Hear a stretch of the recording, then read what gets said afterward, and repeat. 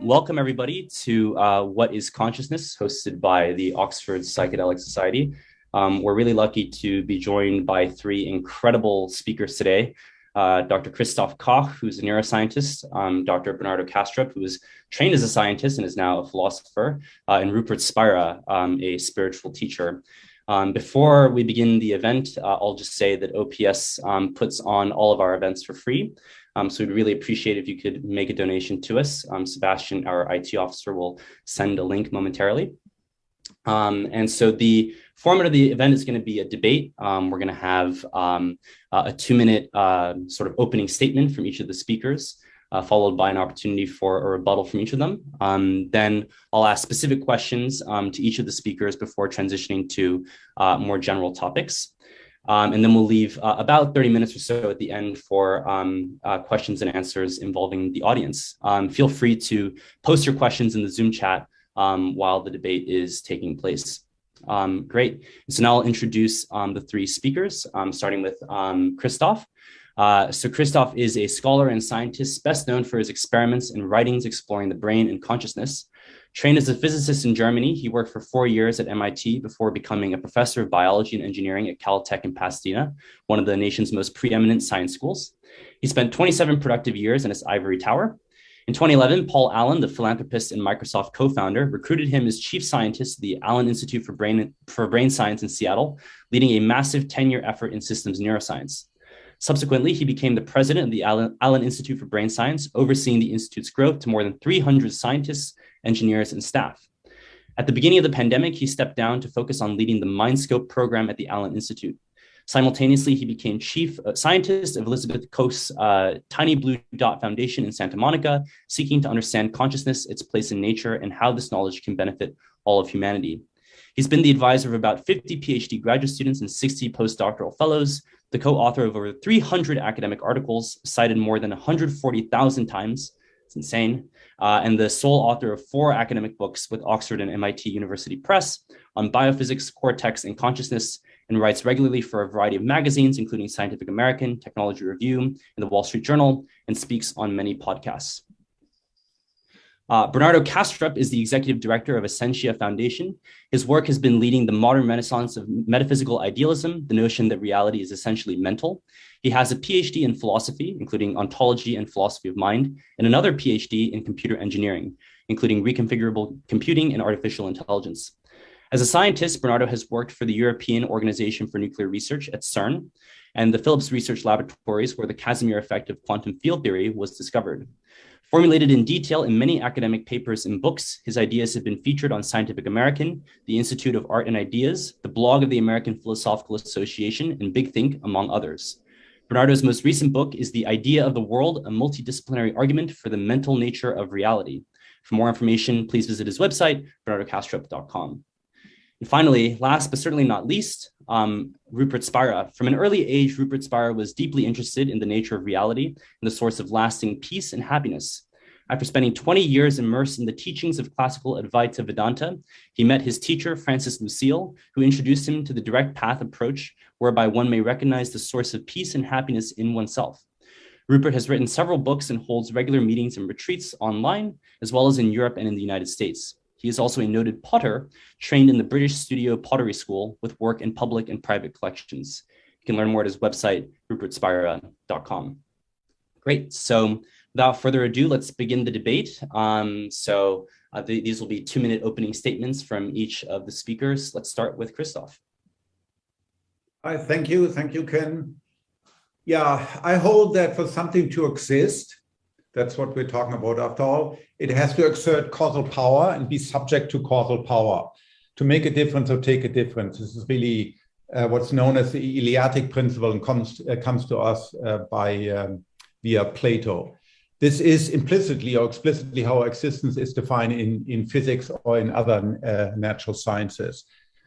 There are 2 types of power: external causal power, that's causal power of one system upon another, like Coulomb's law or gravitation law, and intrinsic causal power of a system of itself, that is the effect and cause of the current state of the system has on itself. And these two types of power are associated with existence for someone else, extrinsic existence. So gravity, the moon has extrinsic existence because it can exert causal power on me or on other things, which is a weak form of existence that depends on others. And what I would call absolute existence, which is really intrinsically existing for oneself. The system exists for itself.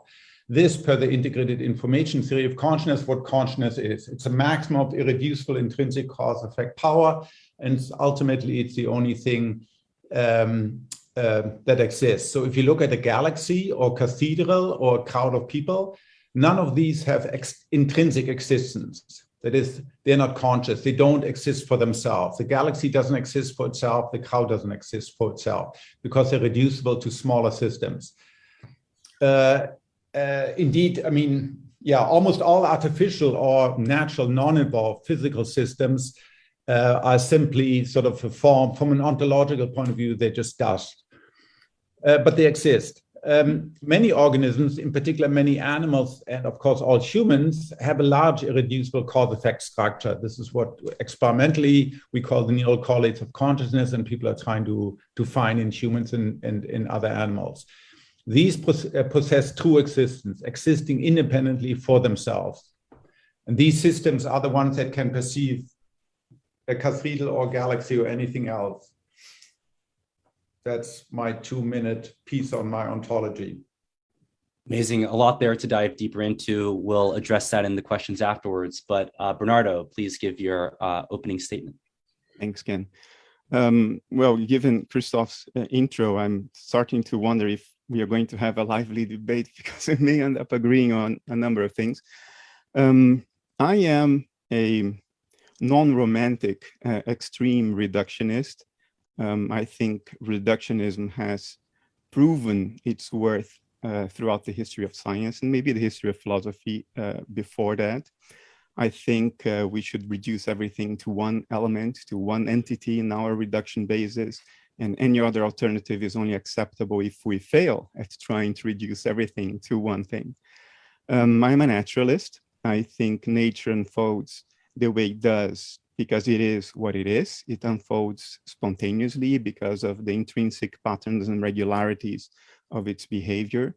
It's not the outcome of premeditation or self-conscious, metacognitive, willful action by some overarching intellect.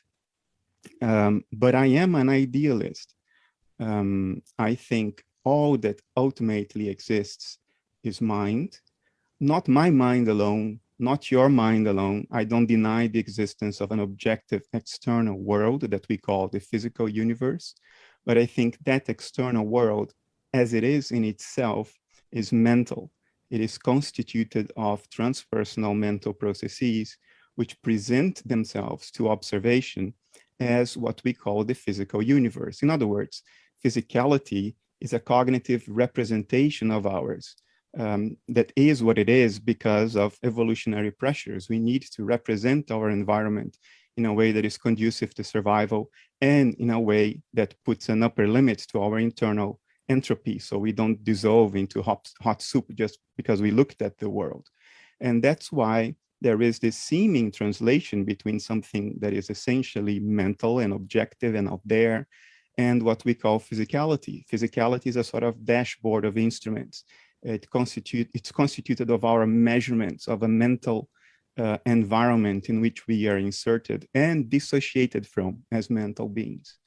And just to conclude this, just to sort of put my mark on the ground and stake my position, I think physicalism is incoherent, internally incoherent, in the sense that it contains internal contradictions and vastly empirically inadequate, based both on foundations of physics and the neuroscience of consciousness.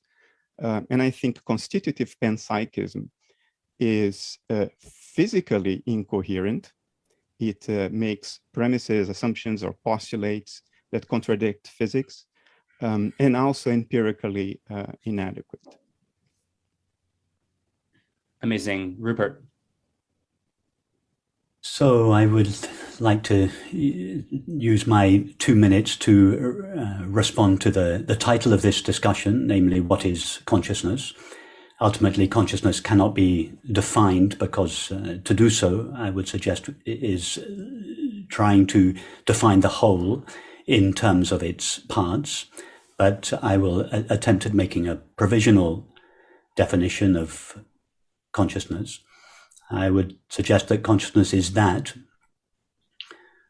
whose activity appears to us as the physical universe that we experience on the outside and the mental world of thoughts and emotions that we experience on the inside. It is, consciousness is that within which everything appears, and it is that with which everything is known. So if you would like an analogy to illustrate this definition, I would consider what takes place at night when we have a dream. Imagine that you are in Oxford, you fall asleep, and you dream of the streets of Amsterdam. Your mind, asleep in Oxford, cannot know the dreamed world, that is the streets of Amsterdam, directly. In order to do so, the dreaming mind must overlook itself or forget itself and localize itself as an apparently separate subject of experience within its own dream, from whose perspective or through whose agency it perceives its own activity as the outside world, that is, the streets of Amsterdam.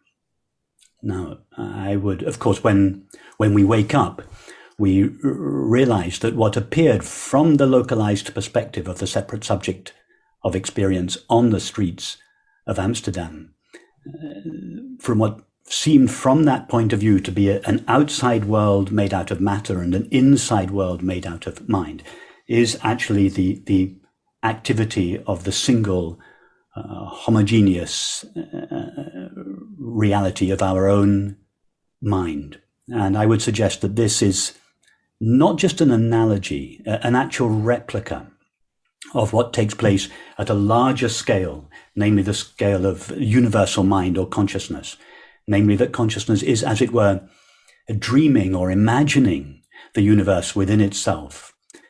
But it cannot perceive that universe directly because the infinite cannot know the finite directly. In order to do so, universal consciousness must localize itself within its own dream as an apparently separate subject of experience. That is, each of us. A finite mind localizes itself as a single subject of experience within its own dream. I would suggest universal consciousness localizes itself as numerous separate subjects of experience, that is, all sentient beings, from whose perspective it views its own activity as the universe as we know it. From the perspective of each of our finite minds, it appears that that universe exists outside of ourselves, that is, outside of mind, and the name we give to that substance is, of course, matter. When we, so to speak, wake up, we recognize that what appears from our limited perspectives to be mind on the inside and matter on the outside is, in fact, the activity of a seamless, infinite, and homogeneous reality whose nature is consciousness, or in traditional religious terms, spirit. Amazing. Thank you, Rupert. So I'll now give an opportunity for each of the speakers to respond. I can already tell there's going to be a lot of agreement between Bernardo and Rupert. And Kristof's views are perhaps a bit further away as Kristof is a physicalist. So Kristof, why don't we start off with you? I don't. The main question I had to Bernardo, you said you're a non-romantic reductionist. What do you mean by that? So I, of course, as you know, call myself a romantic reductionist. It was a friendly jab at you, Kristof. Okay, that's fine. No, I mean, I'm not going to quibble with either of the assumption. I think with Bernardo, I don't perceive myself that far away. The question is, how can we close the differences, or how can we try to verify these differences, or try to test them in any empirical, meaningful way? Right? As a scientist, that's what I would like to do. Not just have, okay, here there are distinct ontological views on consciousness, but how can we possibly verify or falsify them? Or is that just hopeless? Great. Would any of the other speakers like to respond to Kristof's opening statement? If not, we can transition just directly into the questions. I welcome the degree of alignment that there seems to be amongst the three speakers.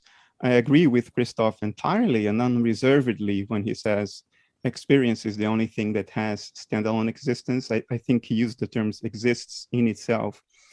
And everything else, you have to look at causal relationships to verify that something exists. Does it suffer effects, or is it a cause? I concur with all that. He's talking about the language of the first person perspective, that something exists by itself or has standalone existence, and that's consciousness, or the language of the third person perspective, for you to point at something else and say that exists, then it should be linked within a sort of causal nexus for us to be able to speak of that existence. So I concur with that. His opening statement was made enough openings to sort of accommodate the basis, I think, of what Rupert and I usually put forward. And at the same time, it remained ambiguous enough about the details. For instance, where are the boundaries of consciousness? If you talk about cause and effect, you have to talk about boundaries somewhere in existence. Otherwise, everything is internal, and then even the language of causality sort of disappears. Where are those boundaries? What kind of empirical experiments would be able to discern the different positions? So that has a very precise answer. It may be wrong, but it's a maximum. So if you look at a mechanism like a brain, you look at the causal power that, let's say, one part of the brain or one neuron has on other parts, and you do that in principle for all possible parts, and you see what is the maximum, given that substrate, what is the maximum? And the maximum, only the maximum exists for itself, not the myriads of non-maximal intrinsic cause effect structure. Only the maximum exists. So it's a maximal principle, like you would always find in physics. So in principle, it makes some very sharp counterintuitive predictions. So for instance, I can link my brain with your brain, using neurons. This is a future technology I call brain bridging. And the theory says, I can keep on adding axons. Sort of, it's like a reverse split brain, right? In a split brain, I cut my corpus callosum to cut my brain into the two halves. Now, let's say I do the opposite. I link my visual cortex, my neurons to your neurons, and my left neurons to your left visual cortical neurons, my right auditory cortex to your auditory cortex. At some point, I will begin to access your brain, but I'm still me, you're still you. The theory says there's a very precise point when the integrated information across our two brains exceeds the one within my brain or the one within your brain, even though I might just add one additional axon, then suddenly consciousness at some point will exist across both of our brains. There will be one mind. There will not be Bernardo Kastrup, but there will be only this new amalgamation, this new thing called, some version of Bernard and Kristof. And again, if you cut that one axon, it may fall back that that in your brain, because you're now a maximum of integrated information, your brain you exist in your brain and I exist in my brain. So it's a very precise formulation of what's in and what's out and what the maximum is. It's difficult to empirically to test. It's not impossible. It's precisely defined, but just because of the vast combinatorics, it's not easy to compute, and it can be falsified in principle. Can I comment on that? Yeah, absolutely. Go ahead. The idea of a maximum, if I understand Kristof's rationale, if you're involved within a sort of unitary causal nexus, it's senseless to speak of parts. There is only the whole, and parts are nominally defined, arbitrarily carved out of the whole, like we separate the river from the ocean. Where does one begin? Where does the other end? On that account, from a fundamental perspective, a theoretical perspective, we would have to speak of the universe as a whole, because there are very good reasons to think of the universe as one entangled system, and an entangled system does not have parts whose behavior can be described independent of the rest of the system. Now, Kristof will appeal, of course, to information integration theory and the phi threshold, which is the part of that theory that has the strongest empirical substantiation. I think it is an elegant theory, but I think it makes one assumption that, if examined carefully, could change the way we interpret the results, and that is the difference between consciousness and meta-consciousness, the difference between representation, cognitive representation, and re-representation, the difference between experiencing and knowing that you are experiencing. Because the empirical substantiation of the phi threshold is based on subjective reports. And of course, someone can only report experiences that both A, the subject is having, and B, the subject knows that he's having those experiences. So what you may get is a neurocorrelate of meta-consciousness, not a neurocorrelate of phenomenal consciousness. And yes, there is a new paradigm in neuroscience now called the no-report paradigm. I think the jury is still out how consistent or reliable that is, but it's a step forward in the sense that it acknowledges the issue I'm bringing to the table. So I think if you understand this and you account for this, you may end up where Rupert and I are, which is there is only one thing, and that's the universe as a whole. And what allows you to empirically determine subsets of self-existing subjects based on IIT and the phi threshold is in fact based not on phenomenal consciousness, not on the whole, but on the complexities of meta-consciousness within the whole. And of course, meta-consciousness does not suffer from the hard problem of consciousness. The hard problem of consciousness is about phenomenal consciousness, not higher level mental functions. Great. Well, I guess I would say that in IIT, there isn't any meta-consciousness. There's either consciousness, which could include consciousness of self, but doesn't have to, right? There are many times in my life when I have no consciousness of self, but I'm highly conscious, or things are not conscious. There isn't a meta-consciousness. Rightly or wrongly, that's what IIT describes. Before we get too deep into the weeds on consciousness and meta-consciousness, there's been a lot of jargon that's been thrown around so far. So we've mentioned phi, we've mentioned integrated information, we've mentioned the maximally irreducible cause-effect power. So Kristof, maybe you can walk us a bit more slowly through the core tenets of IIT, which you think is the leading and best theory of consciousness out there. So what exactly is integrated information? When you say that it's maximally irreducible cause-effect power, try to walk us through that. What do each of those words mean? Yeah, I mean, I don't want to give a lecture, on IIT, but I mean, very briefly, it starts out with experience. So the starting point of the theory is not the brain. So what I used to do, let's put it that way, with Francis Crick, for instance, we hypothesized famously that 40 hertz gamma oscillations is a correlate of consciousness. And that's the way I think about it today. That's like taking a brain and sort of trying to squeeze the juice of consciousness out of it, right? You point at 40 hertz, or you point at layer 5, or you point at the claustrum, or at some particular neurotransmitter or gene or layer or part of the brain. Empirically, that might be right, but that doesn't really explain anything. So you have to start with phenomenology. You have to start, the way any one experience feels. And so IIT starts with, you can think of them 5 transcendental properties of consciousness. It exists. for itself intrinsically. That's the most important one. It is structured, it's highly differentiated, it's integrated, and it's definite. It's only one, it has borders. Certain things are out, most things are out, and certain things are in my consciousness. And then using this sort of Eleatic principle of what exists is causal power, it sort of says, okay, how do you define causal power? It has a particular mathematical definition of causal power. And now it just looks at systems that have causal power upon themselves, because that's ultimately per IT what consciousness is. The ability to, for my current state to be influenced by my past state and to be pregnant sort of with the possibility of future states. The larger this ability is, like in a brain that's highly complex, a myriad. Given my current state, there are myriads of states the current state of my brain could have derived from, and there's a possible future myriad of states I can transition to.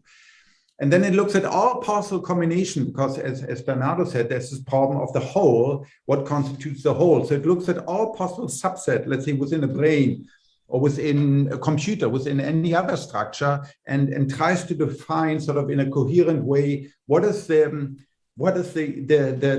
system that is a whole, that has definite boundaries. It can't be everything, because once you become larger and larger, then the internal connection becomes weaker and weaker. It's like a big empire that grows.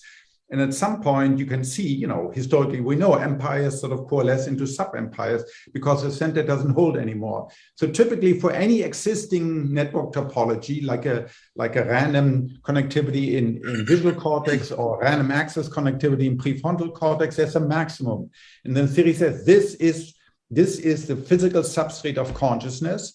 And you can unfold, using this mathematics, you can unfold the intrinsic causal power. And the claim is that the phenomenology of whatever I'm experiencing, whether it's space that's extended or time that flows, or an psilocybin, the world becomes highly meaningful. Every aspect of my phenomenology maps one-to-one onto this intrinsic causal structure with nothing left over on either side. So the theory, the claim is quite radical, says this is what consciousness is. It's the unfolded intrinsic causal structure. You can quantify it using a single number called phi. So this is the number that Bernardo alluded to. So it's not measured in bits. It's nothing to do with Shannon information, because it doesn't get sent from somewhere to somewhere else. It's a number that's either zero, and then the system, strictly speaking, doesn't exist for itself. It's reducible to parts, subparts. The larger the number, the more positive, the more irreducible the system is, the more it exists for itself, the more conscious it is. And so now the challenge is, an empirical challenge is, for instance, right now that we're dealing with, building actually a conscious meter that will actually approximate in real brains, like the brain of a patient in a vegetative state, or of a patient in a minimal conscious state, that will actually crudely try to estimate that measure to see, is this patient who's impaired and unable to signal, is that patient actually conscious? Is the patient actually there? And so in principle, you can assign to every system, whether it's an amoeba or a mouse or fly or butterfly or whatever your favorite animal or person is, you can assign a number that tells you sort of the quantity of consciousness, the irreducibility of that system. There are a lot of ideas in there, but one thing that you mentioned at the end is that at the end, through IIT, you basically get this number, which is a measure of the amount of consciousness that a person has. And clearly, right, you can say that somebody who is awake is more conscious than somebody who is in a vegetative state or in a coma. But in many other cases, it might not make sense to say that one entity has more consciousness than another, right? Like, what does it mean for example, a frog to have more consciousness than a fruit fly? It's highly meaningful. Yeah. You can even compare within a species or across species. It's a number of distinction, phenomenological and distinction you can make. Look, we even know this in our own lifetime, right? We're children. We don't know yet about, let's say, drinking alcohol. We don't know about the distinction about drugs. We haven't experienced sex. We haven't experienced romantic love, right? As we experience all of these things, as we grow older, pass through puberty, become adolescents and adults, the conscious repertoire, the repertoire of conscious states that I experience enlarges. Psychedelics definitely enlarges once more. When I become an art connoisseur, I can again consciously begin to make more and more distinction that I wasn't able to make before I knew that art. And then at the end of life, it can shrink again, with Alzheimer or with other dementia. So it can vary during the day as we go to sleep and wake up. It can vary across a lifetime. It can certainly vary across individuals, and it can certainly vary across species in a way that one could think about how to measure empirically.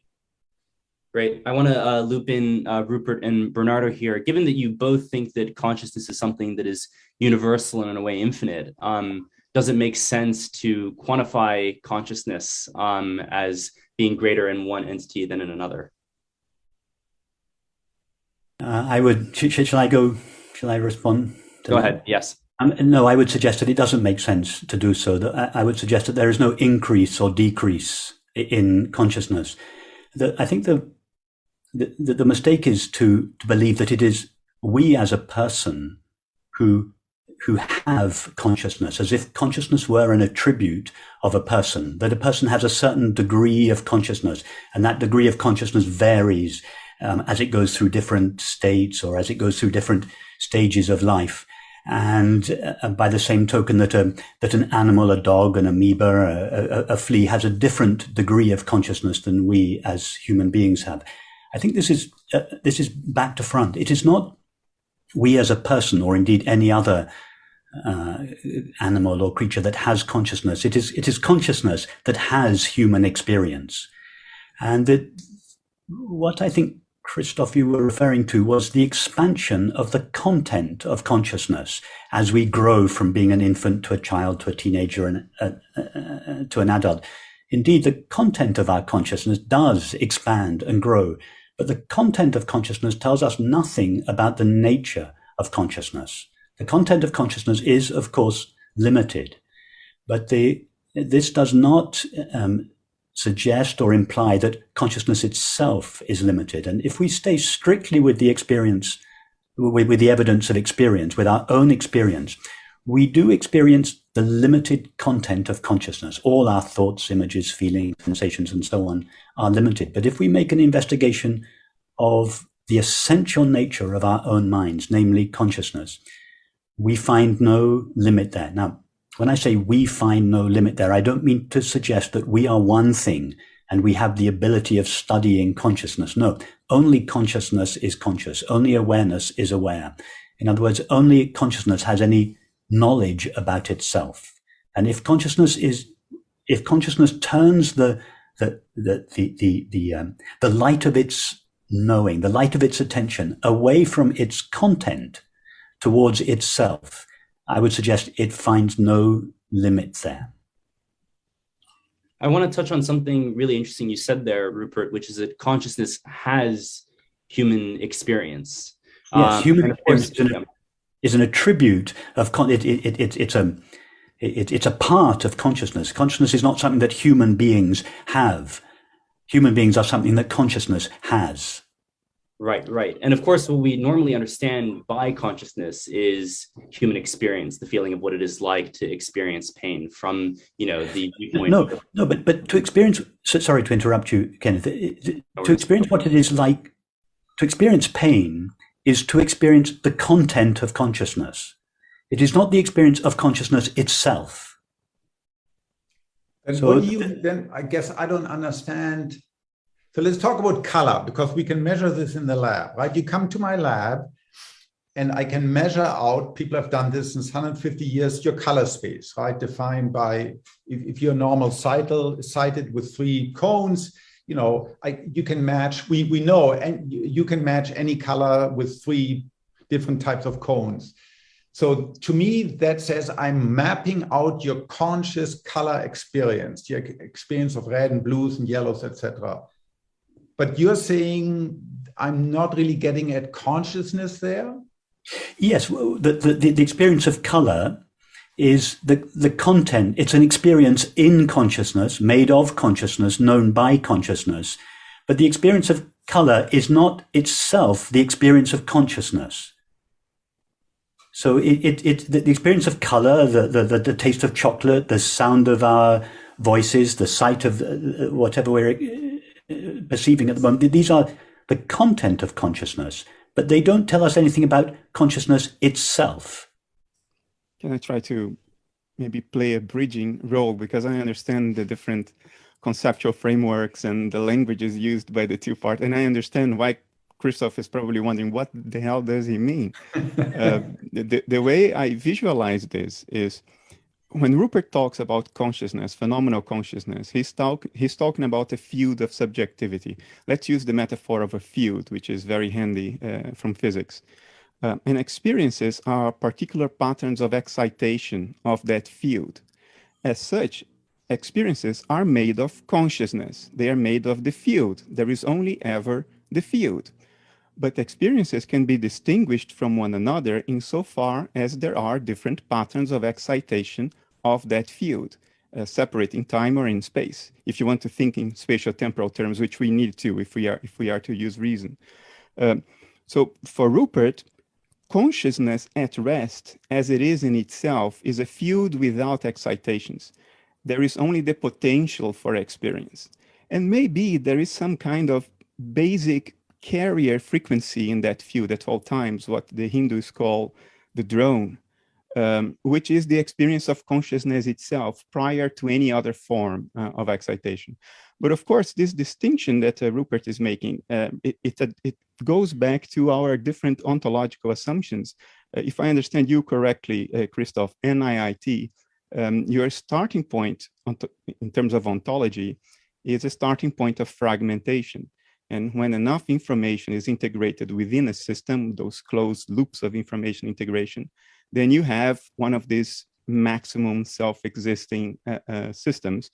But the starting point is one of fragmentation. I think in one of your books, you sort of declare yourself a constitutive panpsychist. And I believe Hedda Hasselmoch has been working with you guys also from this starting premise that we start from elementary subatomic particles. And when there is a system that integrates enough information, then you have a unitary subject that arises from that originally fragmented system. When you talk about the internet potentially being already sentient, the internet started as grains of sand in beaches across the world. Before that was turned into silicon and servers and all that. Rupert's starting point is exactly the opposite of that. Mine too. We start from a field, universal, spatially unbound field of pure subjectivity. And it is the parts that arise from that, from a kind of, Rupert used the word localization. A more technical word could be dissociation. IIT would, in a sense, still be applicable. You just have to change from positive resist to negative resist when you make that image. But you could still use IIT, a modified form of it. And then you would say, well, but IIT itself is very clear and very precise in how it defines the boundaries of subjectivity. I acknowledge that, that's what the theory says. But of course, the force of the theory resides in the experimental confirmation. And the experimental confirmation of phi is an experimental confirmation of meta-consciousness, not phenomenal consciousness. So what we are saying is there is a spatially unbound universal field of phenomenal consciousness. So there are two. I'll just ask a question first. So there are two things that I really want to get into there. The first thing is this idea that consciousness is this universal field of subjectivity.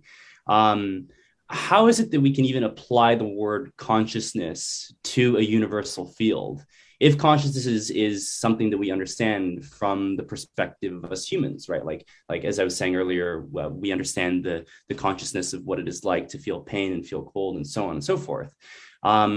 If consciousness is indeed this universal thing, then how can we say that that is consciousness? I mean, how can we say that the universe feels cold or feels pain and all these other seemingly anthropomorphic things? Well, you should not think that I am anthropomorphizing anything. Consciousness is so obvious. It is the only given of nature. It is so self-evident, so obvious, that it goes right under our noses and we get all confused. And half of neuroscience today defines consciousness as meta-consciousness. And we lost all the subtlety, the differentiation between phenomenal consciousness, access consciousness, between representation and re-representation. This goes back to Schopenhauer when he talked about representations and abstract representations, which were the re-representations of his time. So we make a mess in language, which we should combat. But in combating that mess and trying to be precise about what we mean by consciousness, we end up with all kinds of what a friend of mine calls Pinocchio theories, straw man theories, in which people solve the problem of consciousness by redefining it. And I like to make a joke about it. And I say, for me, I define consciousness as the involuntary wiggling of my left big toe. And I can explain that. Ergo, no hard problem of consciousness. So you see, it's a morass of confusion. If you don't define, you are lost. If you define, you may be lost as well. So and that's what Rupert is good in. Go back to the given. Go back to nature's given before we start theorizing and coming up with all kinds of ontological categories that are not consciousness, even though we have never been directly acquainted with anything beyond consciousness. Before we start that conceptual inflationary spiral, go back to when you were a 5-year-old. That is the substrate of nature. And of course, you can extrapolate that. We're not saying that the consciousness of the universe is my individual consciousness, but it is of the same kind. It is the same kind of existent, the same kind of ontological entity, just extrapolated beyond me. We extrapolate the earth beyond the horizon, but beyond the horizon, it's just more earth. So let's extrapolate consciousness beyond the individual boundaries and acknowledge that there is an objective universe out there, but out there is more of the kind of stuff that I am personally acquainted with, not in all its specific qualities, but in the sense that it is qualitative in nature. So can I say something? I don't think there's, certainly within IT, there is no meta-consciousness. I don't like this sort of, these definitions, as you said, this sort of explosion of definition. It's only consciousness. There isn't access, there isn't phenomenon, there's only one consciousness, right? And that's what I'm dealing with. When I have pain, and the pain is eliminated because I eliminate my, part of my anterior cingulate cortex. This is done for chronic pain. Then my conscious feeling about pain disappears. That doesn't have to be meta. I don't have to involve myself or the sense of self. When you have a near-death experience, when you take 5-MeO DMT and you take a heroic dose and you completely die, there's no more sense of self. There's no author, there's no memory, there's no world, there's no space, there's no time, yet you're highly conscious. That's what I'm talking about, basic level consciousness, not meta consciousness. I acknowledge. That is what IT describes, what IT seeks to describe. And empirically, I understand that, both you and Rupert have this field idea, but one thing we do know, the last 250 years have taught our functional neurology, that specific bits and pieces of the brain are associated with or not associated with specific bits and pieces of consciousness. So you can remove my cerebellum. It's not good for me. I look like I'm drunk. I will have ataxia, but my consciousness isn't impaired at all. Yet if I take out a little bit of my, let's say, fusiform gyrus, I'm unable to consciously experience phases. So to me, that tells us that there's a sort of this direct correlation between certain content of consciousness and the underlying brain. Can I comment quickly on that? Kristof, I'm not trying to say that IIT entails meta-consciousness. I concur and grant that to you. It's not in the theory, and I didn't mean to say that it is in the theory. My point was, the theory is only as good as its experimental confirmation. And by design, what is experimentally confirmed is a meta-conscious capacity, not phenomenal consciousness, because the experimental confirmation is based on subjective report. And the subject can only report not only what it experiences, but what it knows it experiences. And there can be dissociations between consciousness and meta-consciousness. There is a well-known paper by Jonathan Schooler, 2002, in which he experimentally established that. So my point is, it's not the theory that has meta-consciousness, but the experimental confirmation of the theory by construction pulls meta-consciousness in and conflates that with consciousness. Now, regarding the correlation between qualitative experience and areas of the brain, I'm totally with you, far from me from denying that. But the ontological interpretation of that is different.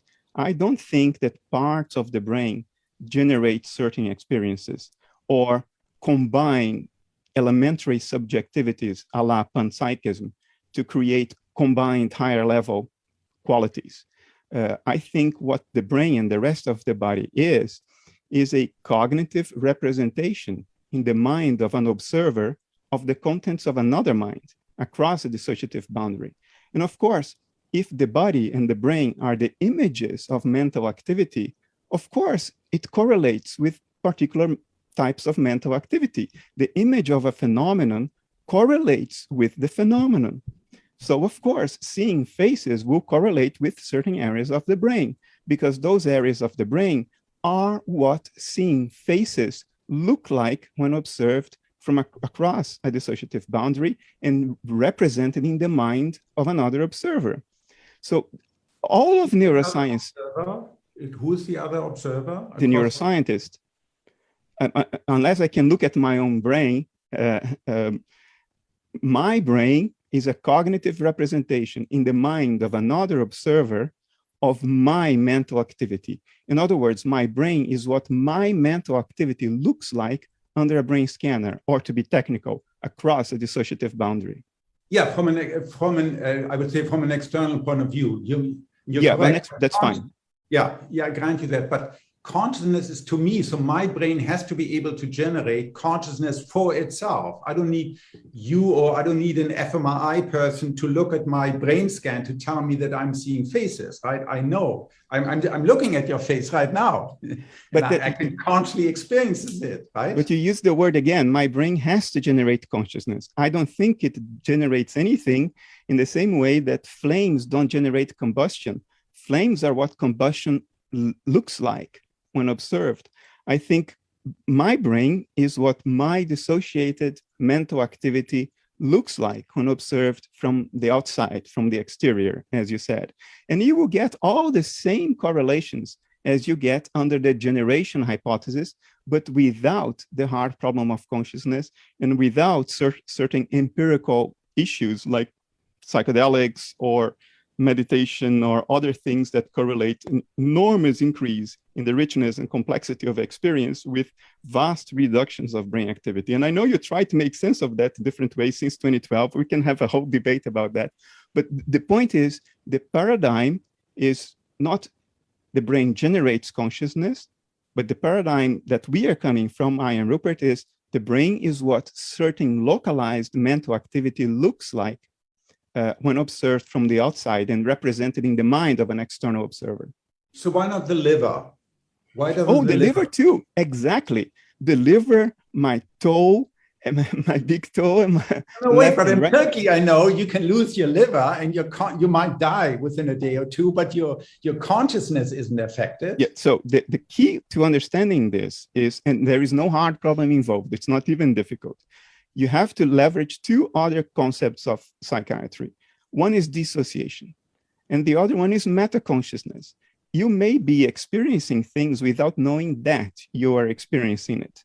And there may be experiences going on that correspond to your body, that look like parts of your body, but you are dissociated from them. You do not have an associative link towards them. You're saying my liver could be conscious, but I don't know about it. I don't think your liver is conscious. I think your liver is the image of certain conscious processes that your ego is dissociated from, and or you are not able to re-represent and therefore meta-cognize. And there is some anecdotal evidence about this. I have a friend, a liver pathologist, who just discovered the biggest organ in the human body a couple of years ago. He'll probably win a Nobel Prize some of these days. But as a pathologist, he has been involved in liver transplants. He's a liver pathologist. And I think I can say this publicly, even though he's a public figure. I think he will confirm that. And he told to me that there is a lot of anecdotal evidence that transplant recipients of a new liver have subtle alterations in their conscious inner life, consistent with the experiences of the donor. Now, there is no prospective study of this under all scientific conditions. This is anecdotal. I'm granting that to you up front. It's currently anecdotal, but it is suggestive, especially when observed by people who are not idiots. Kristof, can I ask you a question? Sure. Are you aware? Yes. Yeah. Okay. I guess. What do you mean? I mean, coming from you. Just. Are you aware? Are you having the experience of being aware now? I'm conscious. Okay. To what experience do you refer in order to answer yes to that question? Well, in this case, I query my internal state, and that query comes back with yes, I'm conscious, and of course I have to speak about it, right? Because otherwise there's no direct way of communicating my experience to you. I grant you that. Yeah. So I would suggest that when we hear the question, "Are you aware?" we pause. If I were to ask you, for instance, "Are you thinking?" You would direct your attention towards your thoughts, and you would answer, "Yes, I'm thinking."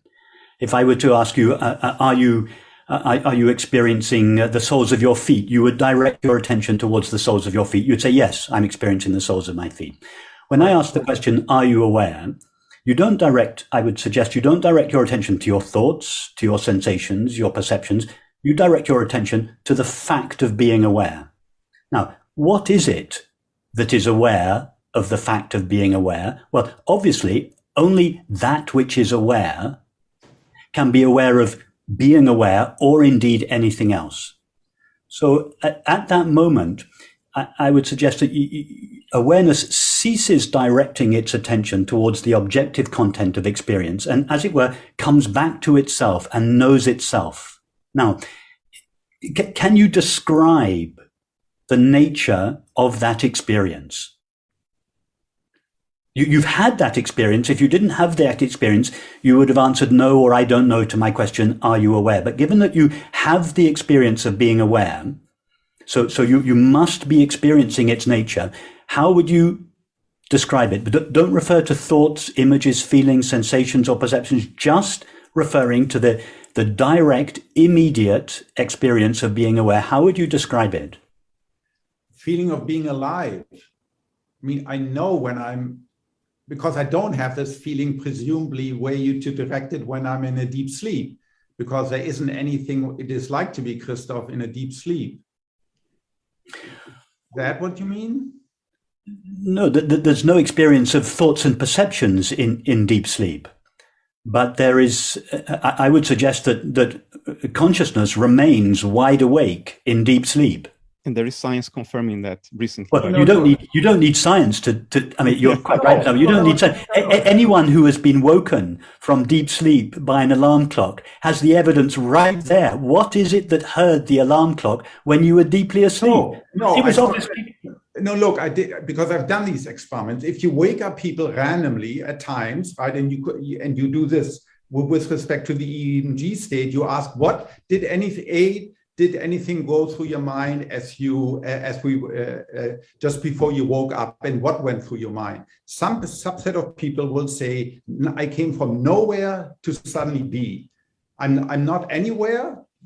I'm literally not present, and then suddenly I'm there. This is what the experience of most people is like. It's perfectly reasonable. There's an unconscious, alarm in your head that monitors, and once the level of sound or other disturbances goes above a threshold, it wakes you up. You don't need how could it? There must be something that hears the alarm. Unconscious, yeah. There's an unconscious mechanism that goes from my ears that can be tuned to particular frequency. Let's say if you have a baby or a young dog, you become much more attentive to that. It's an unconscious mechanism that gives rise to a signal that then prods the part of the brain that's a substrate of consciousness to sort of quote wake up, and then suddenly you come from nowhere and suddenly you're here. This is my experience. This is but I would suggest the reason that you have the experience of being nowhere in deep sleep is because there is no thought or perception to localize you at a particular place or a particular time.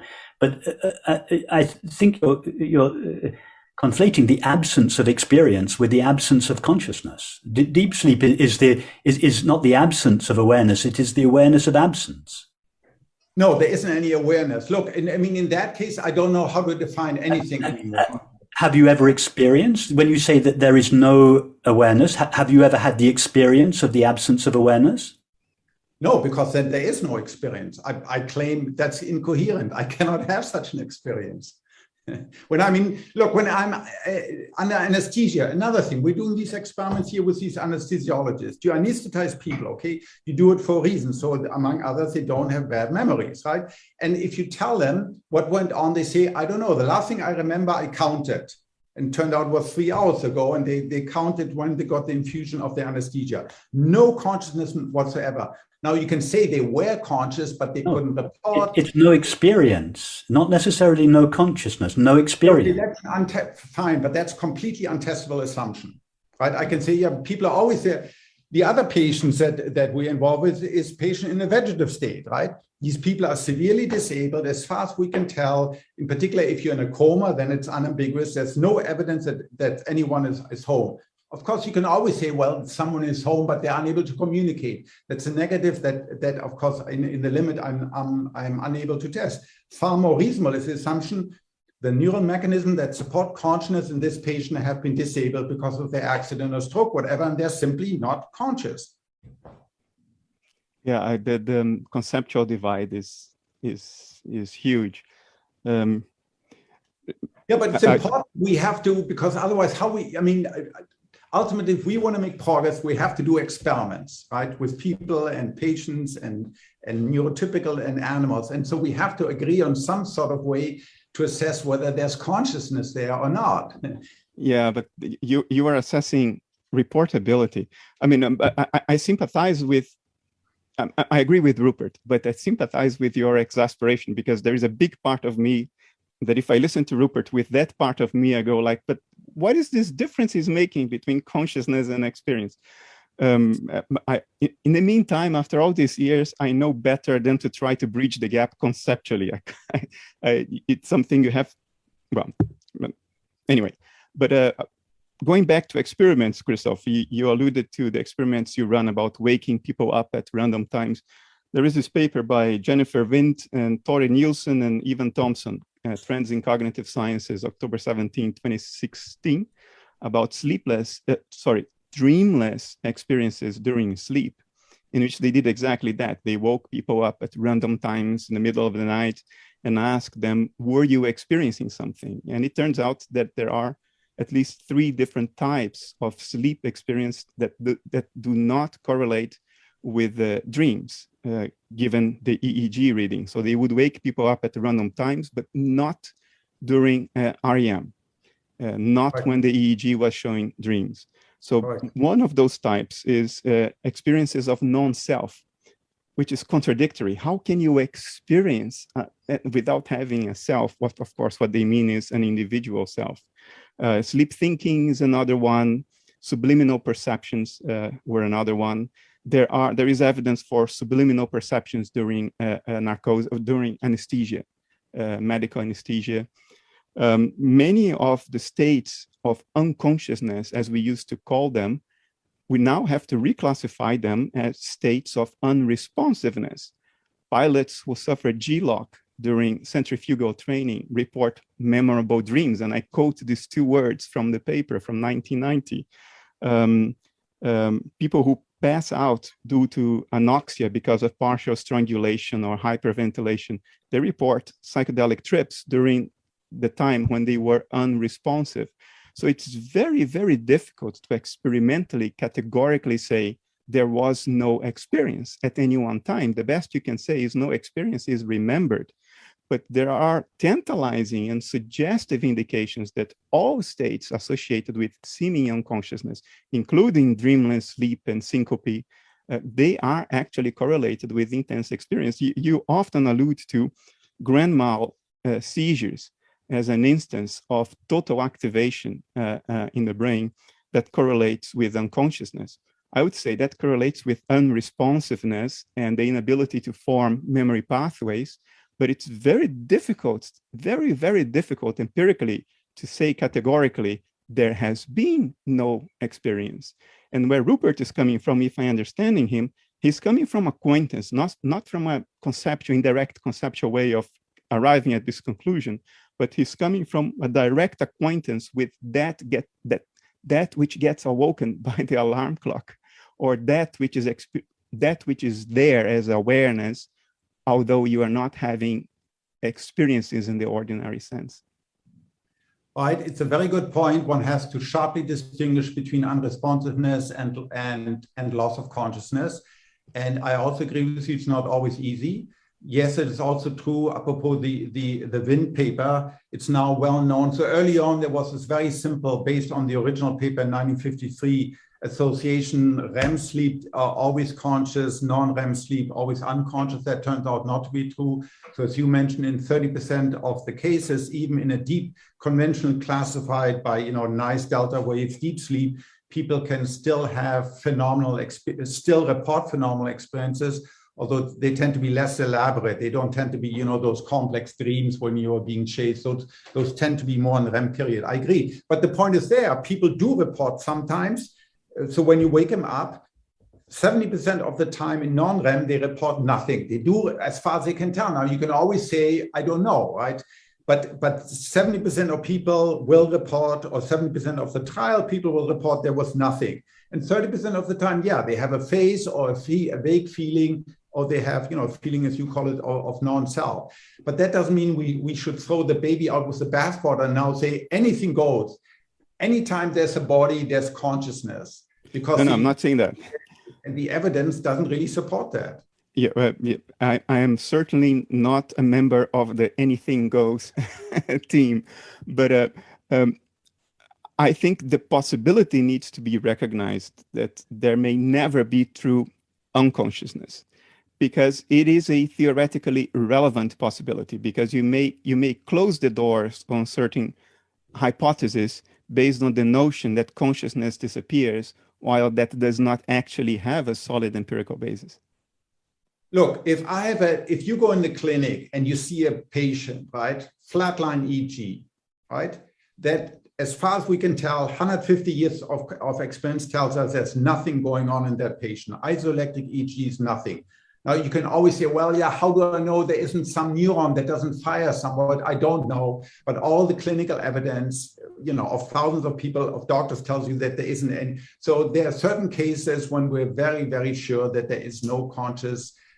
Now, can I prove it logically? No. But, most things can't be proven logically. I can just give you lots and lots and lots and lots of clinical evidence. And perhaps... Sorry. Go ahead. But it's a case of, if your theory states that there are only white swans, one black swan is enough to refute it. I know all of that. But the black swan, given all the variability on the clinic and the tens of thousands of patients that are in these states, right? It better be very powerful, If it is really a black swan, I want overwhelming evidence and not just sort of some, maybe there's some hint of something there. I'm hesitating getting to more of the data because it will get into polemical areas. I would just mention one thing, and you will refute that, and I will not counter it. I will let it go. But Ping van Lommel, 2001, 18% of patients with cardiac arrest and no blood circulation report having experiences during the time of cardiac arrest. And that's suggestive, because would the other 82% be really unconscious, or they just couldn't remember? Because who hasn't had the experience of waking up in the morning and knowing, oh, I just had an intense dream. 5 seconds later, you remember you dreamed, but you no longer remember the dream. And by the time you stand on your feet, you no longer remember that you even dreamed. There are states of consciousness that are very, very counter to the formation of memory pathways. Sleep, and another paper by Wind, 2007, correlating sleep with vastly reduced metacognition or metaconsciousness. The ability to form memory pathways seems to be highly correlated with metaconsciousness. So in states in which it's not there, it's very, very hard to say you were unconscious as opposed to you were conscious, but you just don't remember. That's why you need additional electrical activity. So for instance, in these patients, when they really, what I would like to, what has to be present if they were actually conscious, there has to be, we know what the signature of conscious activity is in the brain, right? It's high frequency gamma desynchronous activity in cortex. So if these patients claim they had an experience during a flatline when the EEG was literally flat, isoelectric, yes, and all the evidence to me suggests they weren't conscious. What they did when they woke up, we know this, when the brain reboots, you can do it. You can, as you mentioned, syncope, right? When people faint, when they wake up, they have sometimes very intense ideation, or when people are strangled, etc. But those are all post factum. They are when the brain wakes up, comes through you, it boots up, then there are all sorts of experiences. But while the brain is isoelectric, there is no activity, there is no conscious present. Because otherwise it would be magic. Otherwise there would be sort of consciousness without there being an active physical substrate. I don't know how that goes. It's magic if you think the brain is the generator of consciousness as opposed to the image of a particular state of consciousness. But since you questioned the time, I'm tempted to go there, although I know that we will open the door for hours of debate. But the advent of neuroimaging has allowed us to pin down reports of experience time-wise with certain measurements of brain activity. And we know that there are cases of trance, brain damage, or psychedelics in which vast increases in the richness and intensity of experience correlate with significant decreases in brain activity. And these things are accurately time-stamped. I totally grant you that. So that's fMRI, that's in selected area, like the precuneus and dorsal frontal lateral. Yes, when you take psychedelics or when you do mindfulness meditation, it's a hallmark of loss of self. We know this. If those areas are reduced in activity, you lose the sense of self, or you have a reduced sense of self, and that correlates with the physiological activity. But brain-wise, I can assure you there's lots of activity going on in these brains. I've seen some of the data. Sure. It's not that those brains sort of go isoelectric and then they have these experiences. There's always activity going on in cortex. Without cortex, you're simply not there. Sure. Totally there with you. All right, so maybe we should leave it there. As much as I would love to let you guys continue having this back and forth, I do have to step in as moderator and say that we are running out of time. It is 9:12 and we've had about an hour of very lively discussion. And I did promise that we would have at least 20 minutes for Q&A, ideally 30. So let's transition into questions from the audience. I'll start with a question from Andres Gomez Emilson, who incidentally has also spoken to OPS in the past. He has a question about psychedelics. Kristof talked about 5-MeO-DMT, Bernardo about the drone, and Rupert about deep sleep awareness. Are these the same thing in a way, consciousness without an object? And because he mentioned 5-MeO-DMT, I'm realizing this question is not really that similar to his, but I'll ask it anyway. What do you guys think that psychedelics can tell us about consciousness in general? Any of the speakers, feel free to go ahead. Okay, I'll give it a go. Let me start with a disclaimer. I think psychedelic gnosis is extremely unreliable. When people come back and say, you know what, this felt more real than real. I was in the Pleiades and I talked to aliens and they are very worried about the state of the planet. They are going to intervene. My first reaction is, be very careful with this kind of thing, because the mind's number one directive, the prime directive of the mind, is to deceive itself. And it's deceiving itself all the way along. And its favorite trick is to deceive itself through skepticism. So that's my disclaimer. Having said that, I am not going to deny what psychedelics have done for me. But the way I took something out of the psychedelic experience is in a sense the opposite of what most people do. A psychedelic experience feels more real than real. I grant that. And yet, obviously, I never left my bed. If someone would be next to me watching me trip, that person would confirm that you were there all the time. You didn't go to the Pleiades. And yet the Pleiades felt more real than real. So what do I make of that? What I make of that is the following. If this feels real right now, and it felt more real than real then and there, when I'm sure it was just something of mind, some story mind was playing to itself, it makes me question the right now. It makes me question the notion that the right now is a mind within a non-mental environment, because the psychedelic experience shows that the mind is perfectly capable of creating coherent, incredibly real, refined, sophisticated structures and narratives that completely overwhelm our sense of reality. If the mind is capable of doing that, it may be doing that right now, which doesn't deny the existence of an objective world, doesn't deny the fact that nature behaves according to certain patterns and regularities that we can study and even make accurate predictions on the basis of. In other words, the laws of nature doesn't deny any of that. What it shows is that all of that can be unfolding in mind. And for that, that sort of direct acquaintance with the power of the mind to create reality, for that, I'm grateful to psychedelics, yeah. I guess I could add, I agree with the 2 points that Bernardo said about one has to be careful how to interpret psychedelic experiences, and B, they also show us the how that the mind is subject to drugs that our brain can affect what we perceive in very powerful ways, and that questions our sense of reality. For me, what it showed in a very concrete manner, the inessential nature of the self that I've always held. I mean, there are many philosophers who believe that self-consciousness and so-called higher order theories of consciousness, knowing that one conscious thing, what Bernardo earlier on referred to as meta-conscious, are essential. I never believed that. And particularly under 5-MeO, I mean, because what you experience is a complete loss, of yourself, of anything about yourself, yet you're highly conscious. So self-consciousness is an important, but a subset of all conscious experiences. And also that the experience of space and time are not essential. You can have experiences that do not take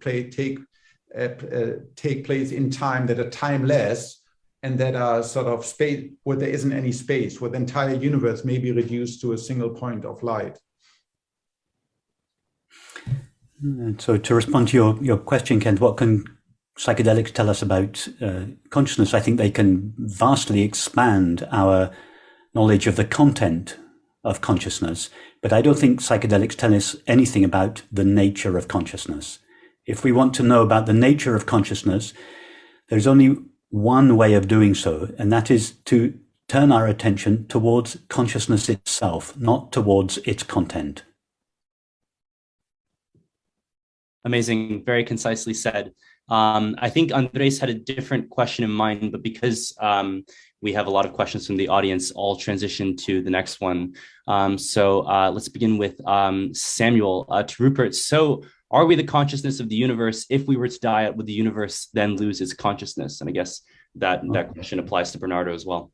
So this question, again, are we the consciousness of the universe? It implies that the universe has consciousness. And I would suggest that that is a mistake, that the universe is not a pre-existing entity that may or may not have consciousness. The only entity, which is of course not an entity, the only thing that there really is consciousness. The activity of consciousness appears from a localized perspective as the universe. So the idea that the universe has consciousness is predicated on the belief that we as human beings have consciousness. And panpsychism is the obvious extension of this belief that everything, every little particle of matter has a modicum of consciousness. This is all, I would suggest, founded on the mistaken assumption that we as people or brains have consciousness. I think this is the wrong way round. Consciousness is the primary fact of experience, and in fact, not the primary fact of experience, the primary fact of reality, and in fact is the only fact of reality. The universe is simply how the activity of consciousness appears from a localized, or in Bernardo's language, from a dissociated point of view. And each of us as sentient beings are one such localized or dissociated point of view. Amazingly well said. Yes. A person doesn't have consciousness. The universe doesn't have consciousness. A bat doesn't have consciousness. A dog doesn't have consciousness. A molecule doesn't have consciousness. Only consciousness is conscious, and everything is a modulation of that. Amazingly well said, Rupert. We've got someone actually in the room with me who also has a question, Ali. So I'll turn off my virtual background and let him ask the question right here. Hi, I have two questions. One is for Bernardo. Can psychedelic experiences be used as first-person experimental tests to verify your model of dissociation? As during a peak experience, one joins, merges, or associates with himself, similar to people with multiple personality disorder. Clearly, a single or multiple experience cannot verify this theory, but as for DMT and other psychedelics, it regularly produces unitive experiences amongst different people. Isn't first-person consensus the best way to verify a theory? Even better than the third-person experiments like that of physics, due to the fact that first-person experiments are direct and immediate, whereas experiments for the third-person view is indirect. So essentially, don't you think it's a good idea to include psychedelics as a way to verify the model of dissociation that you're putting forward? And then the question quickly for Rupert is that if self-inquiry and meditation don't work for people, some people may just feel like they don't relate to self-inquiry introspection. I happen to relate to Rupert's work, and in fact, I learned self-inquiry from Rupert. So this is not from my point of view, but from point of view of certain people. Don't you think that having a shamanic psychedelic experience can be an effective way of directing staunch materialistic people to non-duality when everything else has failed?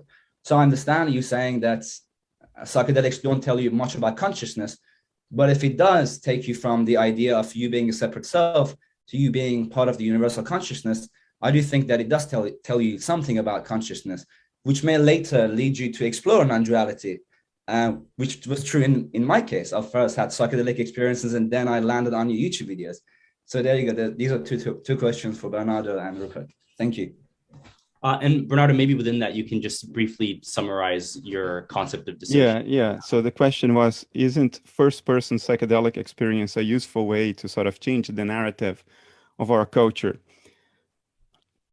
I think it's very important for anybody who studies the mind to be acquainted with the mind. And when it comes to analytic philosophy of mind today, it is astonishing how little sophistication there is on the part of many analytic philosophers regarding what the mind does, how it behaves, its layers of nuance, its mechanisms of self-deception.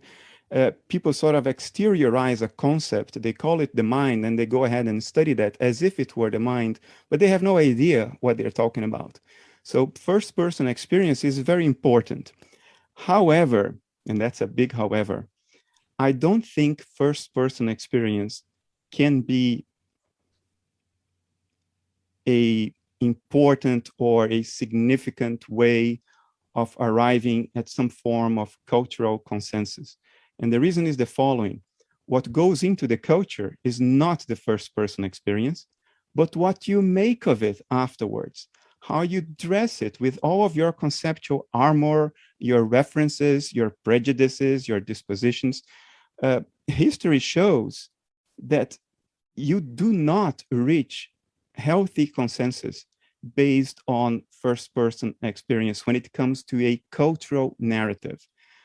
You cannot enforce your first-person narrative or your conclusions to the rest of the culture, because that's arbitrary. All you can do is transform yourself.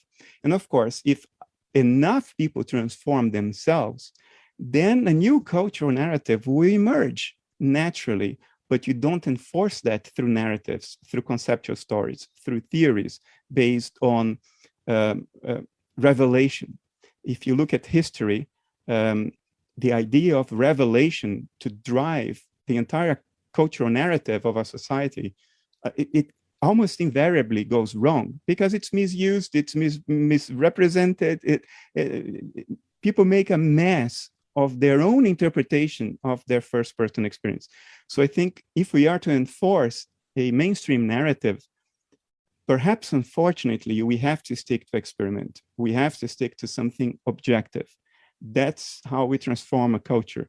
But we can transform ourselves and therefore indirectly the culture through our first-person experiences. But the way to do that is to live according to your first-person experience and not try to enforce that onto others and saying, no, I am Jesus, I have seen it, I am God incarnate. And guess what? Yes, you are, and so is everybody else. And that translation step can go drastically wrong. So I think psychedelics can be very useful. I think they can, there is a way to claim coherently and with a lot of empirical substantiation that the psychedelic effect on the brain indicates very strongly a dissociation model of personal identity. I am with Kristof that the personal self doesn't exist, and Rupert would agree with that. It is just a story we make up. It has no substance. But there is at least the illusion of a personal self, and that illusion, I think, arises from dissociation. And I think the fact that psychedelics work by reducing brain activity in key areas of the brain, especially the default mode network, and not increasing activity anywhere, it suggests that what is being impaired is the very mechanism of dissociation, and therefore the loss of the individual self. I know Kristof has different ideas about this notion of psychedelics reducing brain activity. He appeals to the fact that many of the areas whose activity is reduced by psychedelics are inhibitory areas of the brain.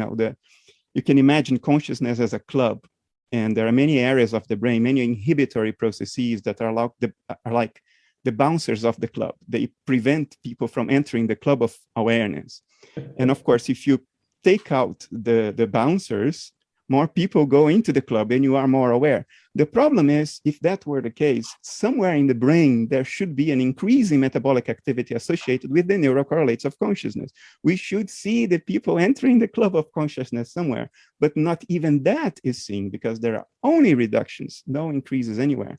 And I think that provides objective, not first-person experiential alone, but objective empirical substantiation, not proof. Proof is a very high standard, but tantalizingly indicative suggestions that what is being impaired is a dissociative mechanism itself. Great. I know Ali had a second component of his question, which was addressed to Rupert. Yes. So is it Ali? I think your question was, can psychedelics at least pave the way to self-inquiry, that this turning around of consciousness on itself for one who is not initially drawn to it? Yes, I think very much so. I would agree completely with Bernardo and Kristof that the personal self is a fiction, but most people's sense of their self as a personal entity is so profoundly mixed up with the content of their experience, and as such, their sense of being a personal self is so strong. It's such a powerful illusion that to turn away from the content of experience and reflect back on the nature of the essence of one's own mind, consciousness, is for many people too big a step, and therefore some intermediary step or steps are required. Now, there are many such steps in the traditions, the various yoga meditation techniques, yogas, pranayama, japa, all these. And likewise, I think psychedelics has its place as one of those valid intermediary steps.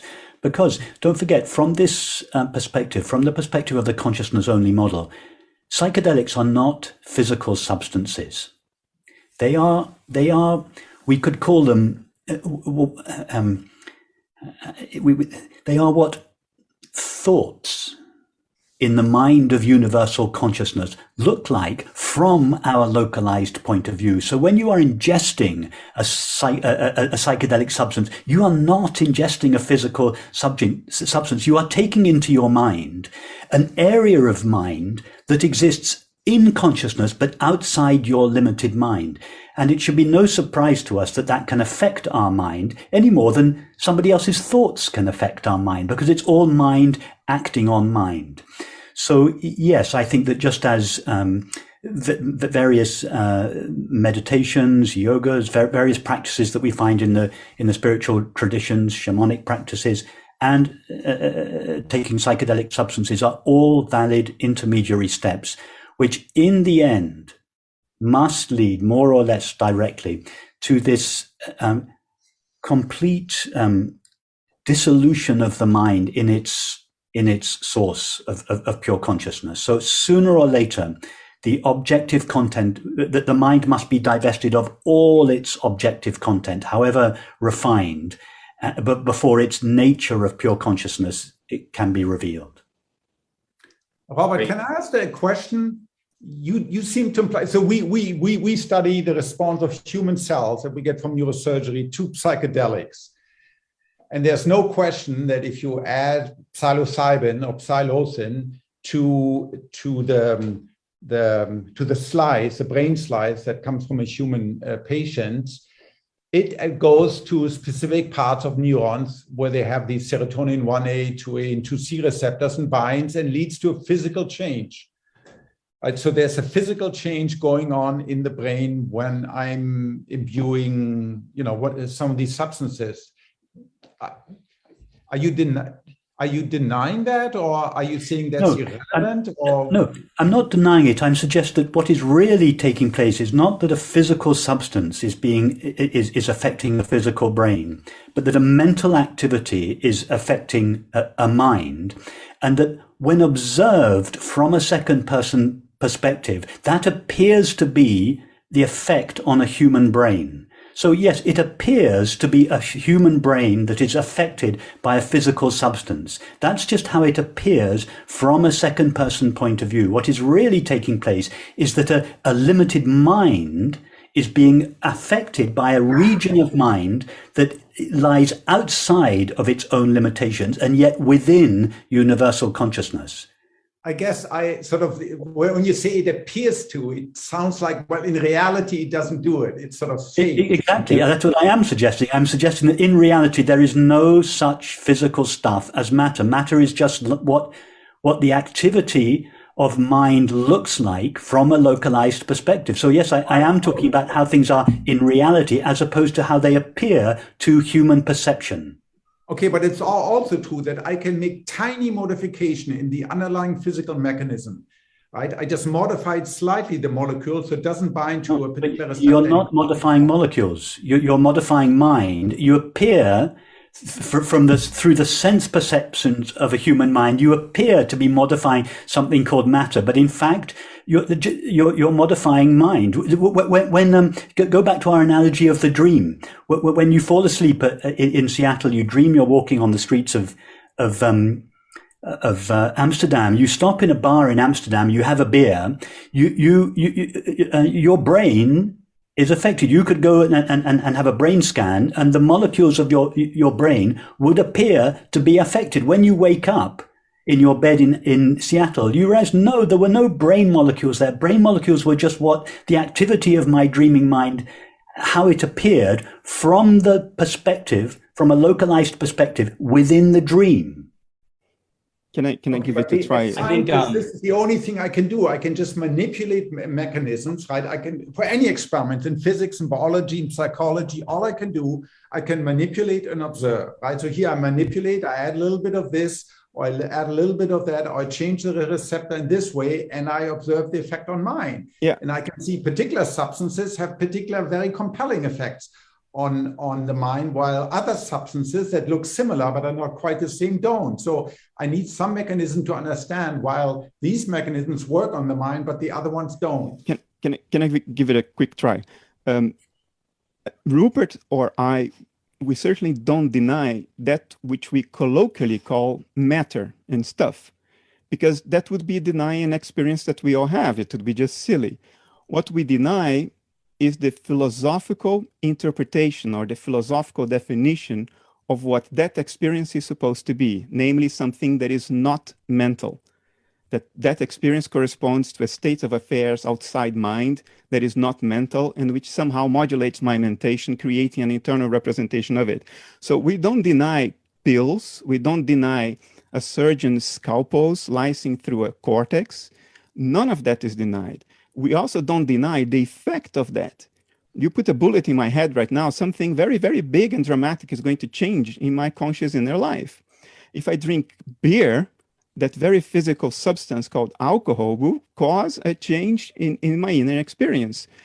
What we deny is the statement that all of this corresponds to a certain state of affairs outside mind in general, not only my mind, but outside all minds. So the idea is that matter, all matter, whether it be my body or the matter in the beer or the matter in a pill or in a surgeon's scalpel, all matter is what mental processes look like when observed from across a dissociative boundary. Therefore, it shouldn't be surprising that the surgeon's scalpel has an effect on my mental inner life. For the same reason that my thoughts impact our emotions, my emotions, and the other way around, the surgeon's scalpel, which is what a certain transpersonal mental process looks like, when it impinges on my dissociative boundary, it causes a change in my conscious inner life. Experiences have causes and effects on other experiences. And the surgeon's scalpel, the beer or the pill, it's just the cognitive representation of a transpersonal mental process out there, which has very real mental effects. So psychedelics have effects. So the specific molecular configuration of dimethyltryptamine, of psilocin, you can look at that as the image of a certain seminal pattern of mentation. And if you design that molecule in a certain way, then you are designing a certain content of mind in just the right way that when it locks up into the rest of your mind, it causes a significant effect. Well, okay, but the way, for example, Compass, right? I heard early on that Compass chairman was interviewed there at the Oxford Psychedelics Club. The way they optimize their psychedelic is primarily by manipulating the molecular structure of the individual molecules, right? There's a very concrete understanding. You know, there's a molecule, it fits inside the gauge. It might involve quantum mechanics or not, whatever. But there's a very concise physical understanding of what leads these cells to respond the way they do. Now, you're saying that's all true, but has to be reformulated all within a mental model. Now, reinterpreted. Look, it's all true, and it's not surprising at all. Idealism is not a dualism, it is a monism. Look, there is a very intricate pattern in which the measurements of the instruments on an instrument panel of an airplane interlock. If you look at the horizon and how it fits with airspeed and the attitude of the plane and the position of the control surfaces, it's all intricately connected. And if you pay attention to that, you will fly in your plane safely only by looking at the instrument panels. It's called flying by instruments. But that instrument panel is not at all what is actually going on. What's actually going on is the sky, the clouds, the storm outside. But you are given an accurate, appropriate representation of all that you can manipulate by changing the control surfaces of the plane, and you can predict and you can make theoretical models of, which all work very fine. And yet what you're ultimately dealing with is what's happening outside, not the representation thereof on the instrument panel. So in the analogy, when you're manipulating molecules, the molecule is part of your instrument panel, your cognitive representation of transpersonal mental processes, which appear to you in the form of molecules. And of course, there is a bijective function associating these two domains. One is the representation of the other. So by manipulating one, you're actually, in fact, manipulating the other. And the one that you think you are manipulating is the image of your manipulation of the other. When you change the control surfaces of an airplane, you're manipulating the air outside, but that translates into a certain position of the horizon, a certain airspeed. And for all practical purposes, you can forget that there is a storm and a sky outside. You only look at the instruments, because evolution has given us an instrument panel that is effective. We've survived for quite a long time. That instrument panel conveys accurate, appropriate information for us. The mistake is when we say, but there is only the instrument panel. There is no sky outside. There is no storm outside. Then you open the doors to nonsense, the hard problem of consciousness, all kinds of internal contradictions. But for practical purposes, you can forget about all this. You don't need to be a philosopher to design a proper psychedelic or to be a good doctor. I once again have to step in as moderator and say that we have to carry on with the rest of the event. It is already 9:40, and did mention this event would end at 9:30. I would like to sneak in another question from the audience, if that's okay with the three speakers, and you don't have to run off to another event. I'm okay to stay on for quite a while. Okay, excellent. Great. So this question is from Marcus. Do any of you believe that humans ever will create artificial consciousness? A very hot topic. If so, roughly how far into the future do you think that this will happen? Yeah, so I can give a precise answer to that, at least according to integrated information theory. If you look at the intrinsic causal power of computers, if you actually look at the way the gates are wired up at the hardware, right? So there is no universal Turing test for consciousness, because all you test there is behavior. You don't test for consciousness. So the only way you can test for consciousness is by looking at the substrate, the physical material substrate that I think exists. And there, if you look at the substrate of gates and the way they're wired in and the extremely small fan out, so one transistor typically is connected to 3 or 4 other transistors and gets input from 3 or 4 other transistor gates compared to 50,000, 100,000 neurons talking to other neurons, fan in, fan out.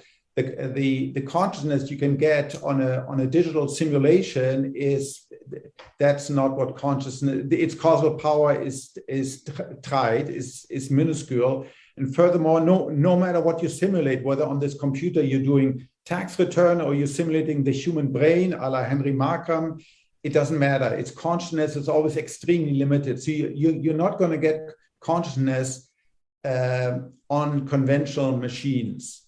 Now you can ask Alexa, right? If you have Alexa there or Siri, you can ask her, is she conscious? And she'll tell you, but of course that's all fake. That's all just behavior. If you wanted to get human level or sort of approximate human level consciousness, you have to build neuromorphic computers. You have to build computers, that have sort of the same brain architectures, which people of course are trying, that have the same brain architectures as we have. Great. Rupert and Bernardo, do you guys? I'll respond briefly to the question. Is it possible to create artificial consciousness? I think the question is predicated on the idea that human beings have consciousness, and therefore could we possibly consider designing a computer that, like human beings, have consciousness? Again, as I've said a couple of times already, I think this is we've got it completely upside down, back to front. Human beings don't have consciousness. Consciousness is the only reality there is. So asking the question, is it possible for a computer to generate consciousness? It's like saying, would it ever be possible to film a movie which created the screen on which it appears? It's an absurd question. The very consciousness that is trying to be created is the stuff out of which the computer that is trying to create consciousness is made. It's an absurd question. Rupert already gave the perfect answer. I'll add something to that, but first let me say I subscribe to everything Rupert said. Usually what people mean by creating consciousness has an extra layer of subtlety. What they mean is, can we create private individual conscious inner life associated with an object in the way that our private individual conscious inner life seems to be associated with our body? In my terminology and in my view of things, you can translate this question in a more accurate way by saying, is it possible to create artificial dissociation in the underlying field of subjectivity that spans all nature? I don't see any fundamental reason why that shouldn't be possible. But if we do that, what we will have is a metabolizing organism made of carbon atoms like the rest of life. In other words, creating individual consciousness boils down to abiogenesis, creating life from non-life. I don't think an artificially conscious individual will be made of silicon. Look, when it comes to consciousness, we sort of give up on all of our intuitions of plausibility because consciousness is an internal contradiction of the physicalist paradigm that reigns in our culture. If I tell you, no, actually, I don't need to tell you, it's possible. It is possible to simulate kidney function on my computer accurately down to the molecular level detail. But that doesn't mean that my computer will pee on my desk. A simulation of the phenomenon, simulation of patterns of information transfer in a brain, a human brain, a simulation of that is not the thing simulated. In the same way that a simulation of kidney function on my silicon computer is not a kidney producing urine. So a simulation will not be on my desk. So why do we think that if we create a computer that simulates or emulates all of the patterns of information transfer in a human brain, that computer will suddenly develop consciousness in their life? We are abstracting everything that is of significance, namely the medium. Everything we know about consciousness, individual consciousness, tells us that it correlates with life, with metabolism, not with silicon computers. Look, I can claim some authority in that because it has been my life designing computers and creating chips and finding ways to manufacture chips more efficiently. Everything a computer does, in principle, can be done with pipes, water, and valves. It would be the size of a planet, but ultimately a computer, what it does is just having water flow around different pipes according to the configuration of certain valves. That will never correlate with individual consciousness in their life. Why should it? It's completely different than metabolism. And metabolism is what dissociated individual consciousness in their life looks like, as far as observation can tell us. It's just that somehow we abandon our intuitions of plausibility when it comes to consciousness because we don't know what it is. It's an internal contradiction of physicalism. Well, no, nonetheless, we have to be confronted. We have to be ready in 20, 30, 40 years from now to be confronted universally by powerful, ubiquitous, intelligent agent. There'll be companion for the elder. There'll be sex bots, etc. Watch Black Mirror and all of that. And so it is a big challenge that I'm concerned about long term for our culture because of this powerful sense of anthropomorphization, right? We anthropomorphize. It's innate, it's universal, it's evolved in us. So of course we'll assume once this creature, particularly once people make him with big cute eyes, right, and they look cute, of course we'll assume it behaves in a sentient way, so we will impute sentience and consciousness. And that's going to be a challenge for our culture, whether we like it or not. I totally agree with you. They will not be conscious, but we'll act like if they're conscious with lots of unintended consequences for us. Yeah, I agree with that as well. I think you make a good point. So just to clarify, when I talk about artificial consciousness and I deny it, I am not denying artificial intelligence. Intelligence is a measurable property, can be measured from the outside.